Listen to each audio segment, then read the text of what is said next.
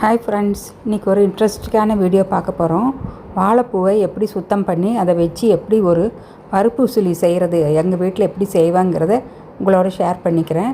பாருங்கள், வாழைப்பூ ஒவ்வொரு பூவிலையும் இது மாதிரி நரம்பு மாதிரி ஒரு நரம்பு இருக்கும். அதை எடுத்துடணும்.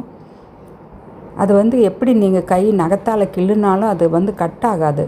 மற்ற நரம்புகளெல்லாம் நகத்தால் கிள்ளுனா பாருங்கள் கட் ஆகுது. அது ஒன்று மட்டும் அப்படி கட் ஆகவே ஆகாது.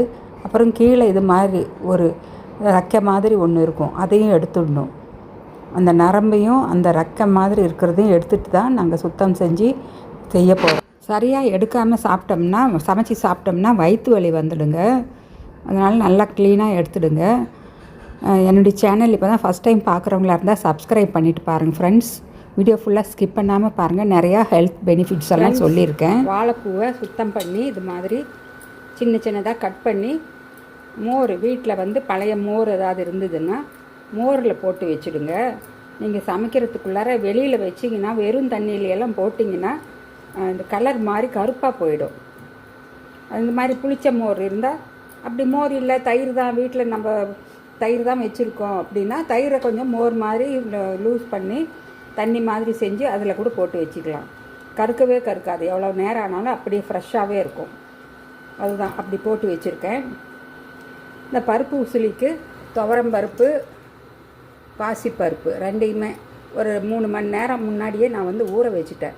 துவரம் பருப்பு ஒரு 1/2 டம்ளர், பாசிப்பருப்பு ஒரு 1/4 டம்ளர். எங்களுக்கு நிறையா பருப்பு உசிலியாக வேணும்னா இன்னும் கூட போட்டுக்கலாம். எங்களுக்கு எவ்வளவு நிறையா பருப்பு உசிலியாக விரும்பி சாப்பிடுவாங்க, பருப்பாக வேணும்னா இன்னும் கொஞ்சம் 1/4 டம்ளர் சேர்த்து கூட நீங்கள் போட்டுக்கலாம். நம்ம பிரியந்தான். நல்லா ஊற வச்சு தண்ணி இல்லாமல் வடிச்சுக்கிட்டேன்.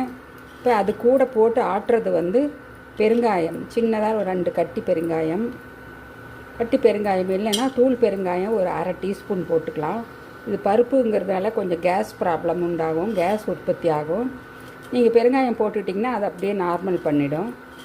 காரம் எங்கள் தேவைக்கு ஏற்ப காரம் நல்லா சுருக்குன்னு வேணும்னா இன்னும் கூட ஒரு வெங்காயம், ஒரு மிளகாய் அல்லது 2 கூட போட்டுக்கலாம். நான் 2 மிளகாய் போதும்னு சொல்லி ரெட் சில்லி 2 மிளகாய் எடுத்து வச்சுருக்கேன். சீரகம் 1 டீஸ்பூன், அவ்வளோதான். இதெல்லாம் போட்டு கொஞ்சம் உப்பு, இதுக்கு தேவையான அளவு உப்பும் போட்டு கொஞ்சம் குறண்டு அரைச்சிக்குவேன். ரொம்ப நைஸாக ஆட்டுறதில்ல. உப்பு ஆட் பண்ணிக்கிட்டேன். இந்த பருப்பையும் ஆட் பண்ணிக்கலாம். கொஞ்சம் கூட தண்ணியாக இல்லாமல் நம்ம வடிச்சிட்டு போட்டு ட்ரையாக தான் ஆட்டணும்.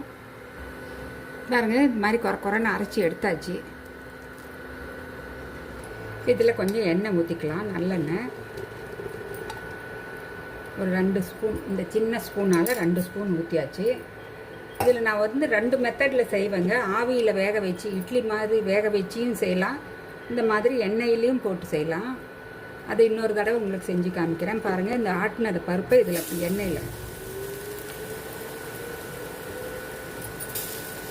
எண்ணெயில் அப்படியே போட்டு அடுப்பை லோ ஃப்ளேமில் வச்சு அப்படியே மூடி வச்சிடலாம்.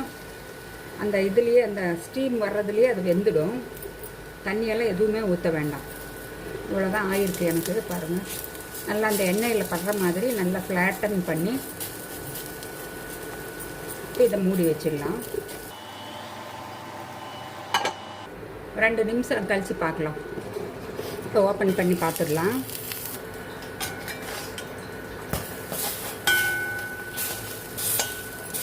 நல்லா இது மாதிரி ரோஸ்ட் ஆகி வரும். பருப்பு உசிலிங்கிறது இந்த மாதிரி நல்லா வெந்து நல்லா கொஞ்சம் கிறிஸ்பி ஆகி வரும். இதுலேயே வெந்துடும். இந்த எண்ணெய் நம்ம 2 ஸ்பூன் எண்ணெய் ஊற்றுனதுலேயே இந்த பருப்பு நல்லா வெந்து கொஞ்சம் கிறிஸ்பியாக வரும். லைட்டாக கிறிஸ்பியாகவும் கொஞ்சம் சாஃப்டாகவும் ரெண்டும் கலந்த மாதிரி வரும். இப்போ மறுபடியும் மூடி வச்சிடலாம். இப்போ நல்லா உடச்சி விட்டாச்சு. மறுபடியும் 2 நிமிஷம் கழித்து பார்க்கலாம். இப்போ இந்த பக்கம் இன்னொரு கடாய் வச்சுருக்கேன். நம்ம கட் பண்ணி இருக்கிற இந்த ஆனியனையும் போட்டுக்கலாம். எண்ணெய் ஊற்றினதும் கடுகு, உளுத்தம் பருப்பு, சீரகம் போட்டது வீடியோ ரெக்கார்ட் ஆகல. கடுகு நல்லா பொரிஞ்சு வந்தப்புறம் தான் ஆனியன் போட்டிருக்கேன். ஆனியன் போட்டு ஆனியன் நல்லா கண்ணாடி தான் வந்ததும் நான் நல்லா அந்த தயிரில் மோரில் போட்டு வச்சதை நல்லா கழுவி வெறும் தண்ணியில் கழுவி எடுத்து வச்சுருக்கேன். வாழைப்பூவில் இருக்கிற மருத்துவ குணங்கள் தெரிஞ்சால் நீங்கள் விடவே மாட்டீங்க. அவ்வளோ நிறைய மருத்துவ குணங்கள் இருக்குது. வாரத்தில் கண்டிப்பாக ஒரு நாளாவது இது செஞ்சு சாப்பிடணுங்க. அவ்வளோ உடம்புக்கு ரொம்ப ரொம்ப நல்லது இது. இந்த வாழைப்பூவில் நிறைய அயன் சத்து இருக்குது. அயன் குறைபாடு இருக்கிறவங்களுக்கு இது ஒரு அருமருந்துன்னே சொல்லலாம். அப்புறம் லேடிஸ்க்கு இந்த மென்சஸ் பிரச்சனை, மாதவிடாய் காலத்தில் பயங்கரமான வயிற்று வலி, அதிகமான உதிரப்போக்கு, அது மாதிரி வெள்ளை டிஸ்சார்ஜ் ஆகிறது, ஒயிட் டிஸ்சார்ஜ் ஆகிறவங்களுக்கு, அவங்கெல்லாம் இது அடிக்கடி சாப்பிட்டுட்டு வந்தீங்கன்னா உங்களுக்கு இது எல்லாமே நார்மல் ஆகிடும். வாழைப்பூவை போட்டுக்கலாம். டீஸ்பூன் மஞ்சத்தூள். ப்ளட் சுகர் இருக்கிறவங்களுக்கு இது ஒரு அருமருந்துன்னே சொல்லலாங்க. இது ரத்தத்தில் சுகர் அதிகமாக அளவு இருக்குங்கிறவங்க இதை சாப்பிட்டுட்டு வந்தீங்கன்னா அதை நல்லா கட்டுமானமாக கொண்டு வந்துடும் ப்ளட் சுகரை. நிறைய ஃபைபர் இருக்கிறதுனால வெயிட் லாஸ் பண்ணணும்னு நினைக்கிறவங்களுக்கும் இது ஒரு நல்ல ஒரு ஃபுட்டுங்க. அடிக்கடி செஞ்சு சாப்பிட்டுட்டிங்கன்னா ஃபைபர் அதிகமாக இருக்கிறதுனால வெயிட் லாஸும் சீக்கிரமாக கிடைக்கும். எங்களுக்கு ரிசல்ட்டை சீக்கிரமாக பார்க்கலாம். இதில் இருக்கிற ஒரு விதமான துவர்ப்பு எங்களுக்கு ரொம்ப ரொம்ப நல்லது. நம்ம ரத்தத்தை சுத்தம் பண்ணும், கெட்ட கொழுப்பு எல்லாம் கரைச்சி நல்லா ரத்தத்தை ஃப்ரெஷ்ஷாக வச்சுக்குங்க. அவ்வளோ அந்த துவர்ப்பு தன்மைக்கு அவ்வளோ ஒரு பவர் இருக்குது. இது கேன்சரையே டிஸ்ட்ராய் பண்ணுற அளவுக்கு இதுக்கு பவர் இருக்குங்க இந்த வாழைப்பூவுக்கு. கொஞ்சமாக உப்பு ஆட் பண்ணிக்கிறேன்.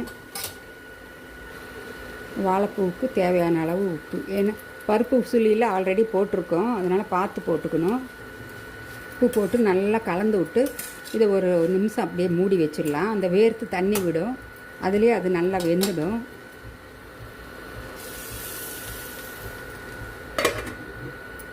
இப்போ இந்த பக்கம் இந்த கடாயில் இந்த பருப்பு நல்லா ஓரளவுக்கு வெந்திருக்கு. இப்போ இனிமேல் மூடி வைக்க வேண்டியதில்லை. எங்களுக்கு இன்னும் கொஞ்சம் நல்லா கிறிஸ்பியாக வரணும், அவ்வளோதான். வேகணுங்கிறதுக்காக வேண்டி நான் மூடி வச்சேன், இன்னும் மூட வேண்டியதில்லை. இதே பருப்பு நல்லா வெந்துடுச்சு, ஆனால் கொஞ்சம் கிறிஸ்பியாக வேணும்.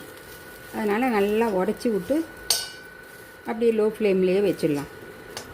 இப்போ ஓப்பன் பண்ணி பார்க்கலாம். இப்போ இதுக்கு தேவையான அளவு ரெட் சில்லி போட்டுக்க போகிறேன். 1/2 ஸ்பூன் போடுறேன். உங்களுக்கு நிறையா வேணும்னா நீங்கள் கூட போட்டுக்கலாம். இதில் கொஞ்சம் பெருங்காயத்தூள் ஆட் பண்ணிக்கிறேன். ஆல்ரெடி அந்த பருப்பில் கொஞ்சம் போட்டிருக்கேன். வாழைப்பூவில் கொஞ்சம் கேஸ் ஃபார்ம் ஆகும், அதனால் கொஞ்சம் பெருங்காயத்தூள் போட்டுவிட்டு அதை அப்படியே ஈக்குவல் பண்ணிவிடும். என்னுடைய சமையல் எல்லாத்துலேயுமே பெருங்காயத்தூள் கொஞ்சம் அதிகமாகவே இருக்கும். பெருங்காயத்தூள் உடம்புக்கு அவ்வளோ நல்லதுங்க. ஒரு 1/4 டீஸ்பூன் அளவுக்கு போடுறேன். ஜீரணத்துக்கு நல்லது, நம்ம கட் ஹெல்த்துக்கு ரொம்ப ரொம்ப நல்லது இது பெருங்காயத்தூள். நம்ம கட் ஹெல்த்தை ரொம்ப ஆரோக்கியமாக வச்சுக்கும். குட் பாக்டீரியாவை உற்பத்தி பண்ணும். வயிற்றில் புண்ணு இருக்கிறவங்களுக்கு, குடலில் புண்ணு இருக்கிறவங்களுக்கெல்லாம் இது எல்லாமே ஒரு அருமருந்துன்னே சொல்லலாம். இப்போ நல்லா கிளறி விட்டாச்சு. இப்போ இதில் கொஞ்சமாக ஒரே ஒரு கையில் தண்ணி தெளிக்க போகிறேன். அதுலேயே அந்த வாழைப்பூ நல்லா வெந்து வந்துடும். இப்போ இதை மூடி வச்சு மறுபடியும் ஒரு நிமிஷம் கழித்து பார்க்கலாம். இப்போ இந்த பக்கம் பருப்பு உசிலியை நல்லா கிளறி விடுங்க. இன்னும் கொஞ்சம் நேரம் இருந்தால் போதும். பருப்பெல்லாம் நல்லாவே வெந்துடுச்சு. இன்னும் கொஞ்சம் கிறிஸ்பி ஆனால் டேஸ்ட் சூப்பராக இருக்கும். எங்கள் வீட்டில் பருப்பு உசிலியை பீன்ஸில் செய்யலாம், வாழைப்பூவில் செய்யலாம், புடலங்காயில் செய்யலாம், அப்புறம் பட்டைவரக்காயில் கூட செய்யலாங்க. பீன்ஸ் பருப்பு உசிலி ரொம்ப ரொம்ப பிடிக்கும் எங்கள் வீட்டில் எல்லாருக்குமே. வாழைப்பூ பருப்பு உசிலியும் ரொம்ப பிடிக்கும்.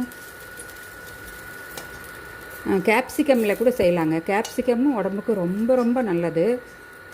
அது எல்லாமே நம்ம வாரத்தில் ஒரு நாள் இது மாதிரி இந்த பொரியல் ஐட்டமெல்லாம் செஞ்சு சாப்பிட்றது நம்ம டாக்டர்கிட்ட போகாமே நம்ம ஹெல்த்தியாக இருந்துக்கலாம். இது அப்படியே லோ ஃப்ளேம்லேயே இருக்கட்டும். மறுபடியும் ஒரு நிமிஷம் கழித்து பார்க்கலாம். இப்போ இந்த ஸ்டவ்வை ஆஃப் பண்ணிடலாம். இந்த கடாய் சூட்லேயே இன்னும் கொஞ்சம் நல்லா ஃப்ரை ஆகிடும். நல்லா வெந்து வந்துடுச்சு. எங்களுக்கு கிறிஸ்பியாக வேணுங்கிறதுக்காக வைக்கிறேன். இந்த கடாய் சூட்லேயே இருந்தால் போதும். இப்போ இந்த பக்கம் வாழைப்பூவை பார்த்துடலாம்.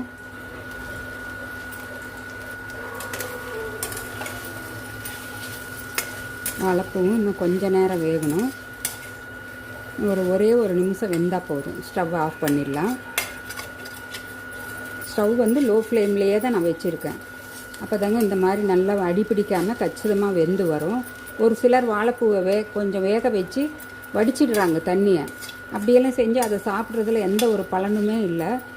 புளி தண்ணியெல்லாம் ஊற்றுவாங்க, அப்படியெல்லாம் எதுவுமே வேண்டியதில்லை. நீங்கள் இதே மாதிரி சிம்பிளாகவே செஞ்சு சாப்பிட்லாம், ரொம்ப டேஸ்ட்டாக இருக்கும். இதில் இருக்கிற அந்த ஒரு பொட்டாசியம்ங்கிற ஒரு சத்து வந்து எங்களுக்கு பிளட்டில் இருக்கிற அந்த கெட்ட கொழுப்பு எல்லாமே நம்ம பிளட்டில் இருந்து எடுத்துட்டு, அந்த எல்டிஎல் கொழுப்பை எடுத்துகிட்டு எங்களுக்கு பிளட்டை நல்லா பியூரிஃபை பண்ணி கொடுக்கும். பொட்டாசியம் டயபெட்டிக்ஸ் ஆளுங்களுக்கு ரொம்ப நல்லது. கொலஸ்ட்ரால் இருக்கிறவங்களும் சாப்பிட்லாம். பிபியை கண்ட்ரோல் பண்ணும். வெயிட் லாஸ் பண்ணுறவங்களுக்கு ரொம்ப ரொம்ப ரொம்ப நல்லது. நல்லா ஃபைபராக இருக்கிறதுனால நல்லா சீக்கிரமாக வெயிட் லாஸ் ரிசல்ட்டை கண்ணில் பார்க்கலாம். இப்போ இது மறுபடியும் மூடி வைக்கிறேன். 1 நிமிஷம் இருந்தால் போதும், இதுவும் ரெடி ஆகிடும். இப்போ ஓப்பன் பண்ணி பார்த்துடலாம். கம்ப்ளீட்டாக தண்ணி எல்லாமே நல்லா சுண்டி வாழைப்பூவும் நல்லா வெந்துடுச்சு. இந்த வாழைப்பூவை எடுத்து இந்த பருப்போடு ஆட் பண்ணிக்கிறேன். ஆட் பண்ணி நல்லா கலந்து விட்டுக்கணும். அவ்வளோதாங்க, பருப்பு உசிலி ரெடி ஆகிடுச்சு.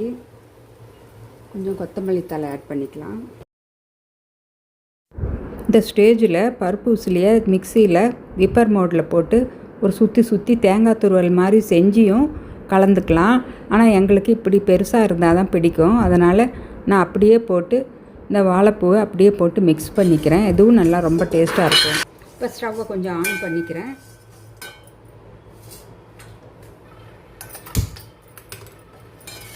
ரெண்டும் ஒன்றோட ஒன்று பிளெண்ட் ஆனதும் ஸ்டவ் ஆஃப் பண்ணிடலாம். சாப்பிட்றதுக்கு ரொம்ப செம்ம டேஸ்ட்டாக இருக்கும். தனியாகவே நீங்கள் கப்பில் போட்டு கொடுத்தா கூட குழந்தைங்கள்லாம் விரும்பி சாப்பிட்டுடுவாங்க, அவ்வளோ சூப்பராக இருக்கும். இந்த மாதிரி பருப்பு உசிலியாக செஞ்சு கொடுத்தா வாழைப்பூவை பிடிக்காதுன்னு சொல்கிற பெரியவங்களாக இருந்தாலும் சரி, இந்த மாதிரி செஞ்சு கொடுத்து பாருங்கள். அடிக்கடி செஞ்சு கொடுன்னு கேட்பாங்க, அவ்வளோ டேஸ்ட்டாக இருக்கும். உடம்புக்கு அவ்வளோ நிறைய மருத்துவ குணங்கள் இதில் இருக்குங்க. இந்த வீடியோ உங்களுக்கு பிடிச்சிருக்குன்னு நினைக்கிறேன். பிடிச்சிருந்தா உங்கள் ஃபீட்பேக்கை கமெண்ட் பாக்ஸில் போடுங்க ஃப்ரெண்ட்ஸ். ஒரு லைக் கொடுங்க. சப்ஸ்கிரைப் பண்ணாத ஃப்ரெண்ட்ஸுங்கெல்லாம் சப்ஸ்கிரைப் பண்ணிவிட்டு பாருங்கள் ஃப்ரெண்ட்ஸ். பக்கத்துலேயே ஒரு பெல் ஐக்கான் வரும், அதையும் கிளிக் பண்ணிவிட்டால் நான் போடுற வீடியோ எல்லாமே ஆளுன்னு ஆப்ஷனோடு வர்ற பெல் ஐக்கானை கிளிக் பண்ணுங்கள். அப்போ தான் நான் போடுற வீடியோ எல்லாமே உங்களுக்கு நோட்டிஃபிகேஷன் கிடைக்கும். ஸ்டவ் ஆஃப் பண்ணிட போகிறேன். வாழைப்பூ பருப்பு உசிலி சூப்பராக ரெடி ஆகிடுச்சு. நீங்களும் இது மாதிரி ஒரு தடவை செஞ்சு சாப்பிட்டு பாருங்கள். உங்கள் ஃபீட்பேக்கை கமெண்ட் பாக்ஸில் போடுங்க ஃப்ரெண்ட்ஸ். நான் மறுபடியும் உங்களை அடுத்த ஒரு இன்ட்ரெஸ்டிங்கான வீடியோவில் சந்திக்கிறேன். Bye by.